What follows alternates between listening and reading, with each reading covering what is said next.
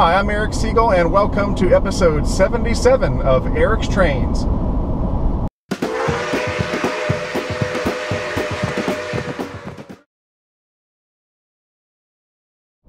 Alright, so it's kind of a dreary, overcast day here in the Atlanta area. We're kind of getting into some cooler fall-type weather now, which is always a good thing. That's my favorite time of year here in Georgia is fall.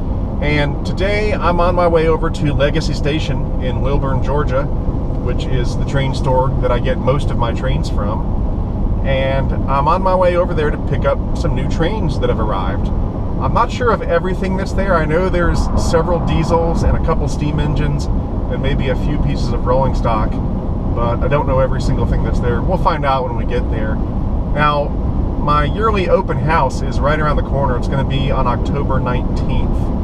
And if you haven't heard about it, the open house is part of a tour of Atlanta area train layouts that's called the Piedmont Pilgrimage.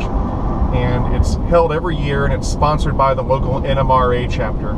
NMRA is National Model Railroad Association, and the local chapter sponsors the Piedmont Pilgrimage every year, and I'm on the tour, and my open house this year is on Saturday, October 19th from 10 a.m. to 5 p.m. It's open to the public, and it's free of charge, and you don't have to RSVP or anything like that. You just show up. It's always a lot of fun. So, you know, I'm picking up all these new trains, and you might think that I'll be running the new trains at the open house, but actually that won't be the case.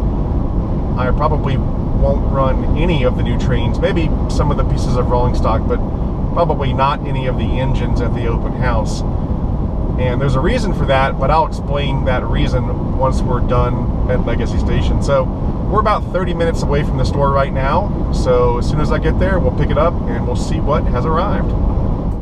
Okay, here we are, and here is the latest batch of trains that has arrived, most of them from Lionel. So we're going to go through some of these, and then we'll try a couple of them on the track. So right here we've got the MTH Union Pacific number 80 coal turbine. Then we've got, and Brian's going to help me move some of these boxes here, we've got a Lycoming Valley GP35 from Lionel. Then we've got the Canadian Pacific Super Base B unit, which goes with the other Canadian Pacific stuff you'll see in a second. Then we've got a FERC's Legacy SD42. What's FERC stand for? First Union Rail. Okay. I've got Atlas versions of the same engines, but now Lionel has come out with them. Then there's another First Union SD40-2. Then we've got three of these, what are these? What are these called? Bunk cars, maintenance away cars. Kitchen car? Kitchen car, yeah. Yeah, these Tool are cool. car, bunk car. These were very popular. Yep. Then we've got the Canadian Pacific FA-AA set. That's what that Super Base unit goes with. And then along with that, we've got an FB unit. And I believe this one is unpowered. Might be powered. I think it's powered. Yeah. So all together we'll have an ABBA set when it's all put together. Then we've got the Southern Pacific Daylight A6 Atlantic, and we're going to take this out and run it in just a minute. And then we've got a Lionel Kansas City Southern 210-4, and I believe this has the American flag on it, if I'm not mistaken. Yep, I think you're right. This is going to be cool too. So anyway, let's go ahead and put a couple of these on the track and check them out. Okay, so here is the new Lionel Southern Pacific Atlantic E6. Let's go ahead and power it up.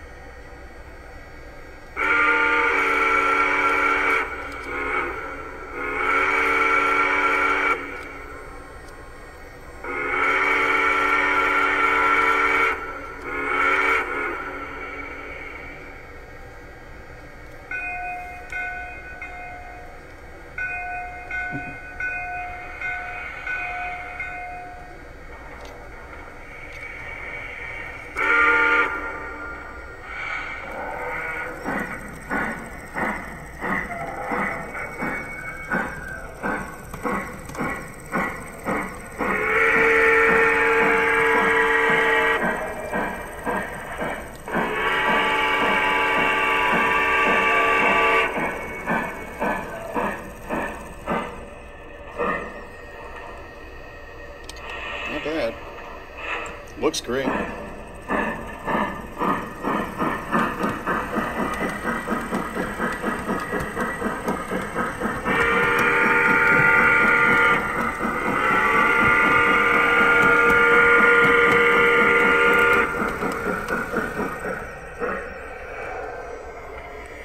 Got the quilling whistle.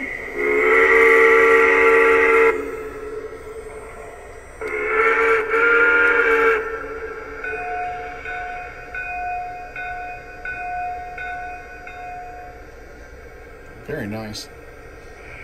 And as usual, I'll be doing a full review on this at some point in the near future. It looks great. Dispatcher, we're done for the day. Out.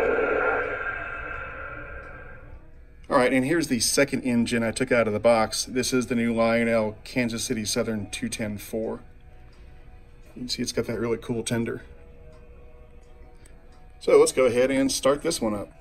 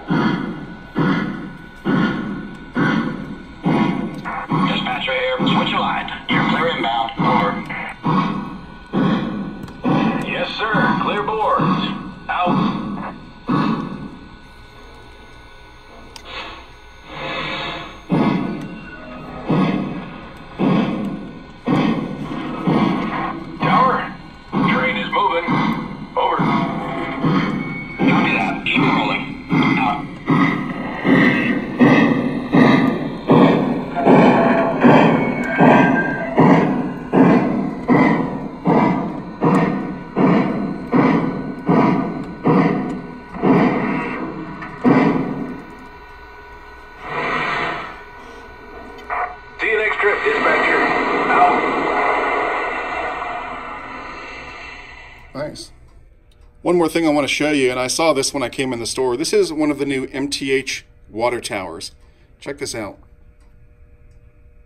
Okay, power off.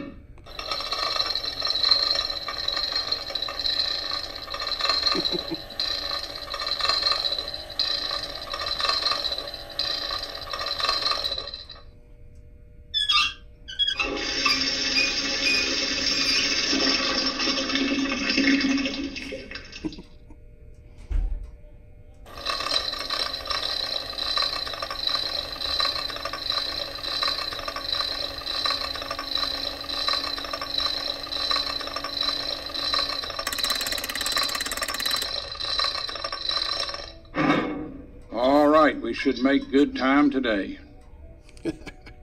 That's cool. Oh, and here is the Legacy Station Eric's Trains building.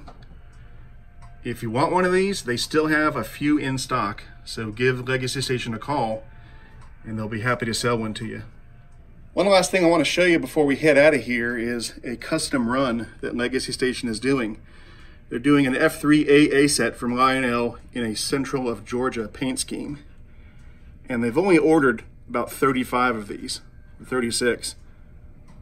And so they won't last for long. The pre-order price is $810. And there it is, it looks really nice. Do you know when these are supposed to come in? Next year. Next year? Second quarter. Yeah, so if you want one of these, give Legacy Station a call, because like I said, there's only 36 of them for sale, and they will sell out quickly. All right, I hope you enjoyed that little trip to the train store. Now, all that stuff that you just saw, I will be doing review videos on most of that stuff in the near future, so keep an eye out for those videos. Now, as I said before we got to Legacy Station, you know, even though I just got all these new trains, I most likely won't be running them at the open house next week. And the reason for that is because the organization that runs the Piedmont Pilgrimage every year, the local NMRA chapter, when you're on the tour, they give you a packet that has a pamphlet that has some do's and don'ts for having an open house. And one of the big don'ts is to not run your brand new trains. Resist temptation and do not run your newest trains. And the reason for that is because whenever you get a new train, be it an engine or a piece of rolling stock, it needs to be broken in on your layout. You need to run it for at least 4 to 6 hours, maybe more, to get it nice and broken in and running smoothly on your layout. And you do a break-in for 2 reasons. Number one, of course, there might be something wrong with the engine or the piece of rolling stock. There might be a defect of some sort, and you don't want to find out about it during the open house. That could be kind of embarrassing and also a big hassle. And then the other reason is because even if you get an engine or a piece of rolling stock that works perfectly, it may not work perfectly on your layout, because every layout is different and every layout has little idiosyncrasies.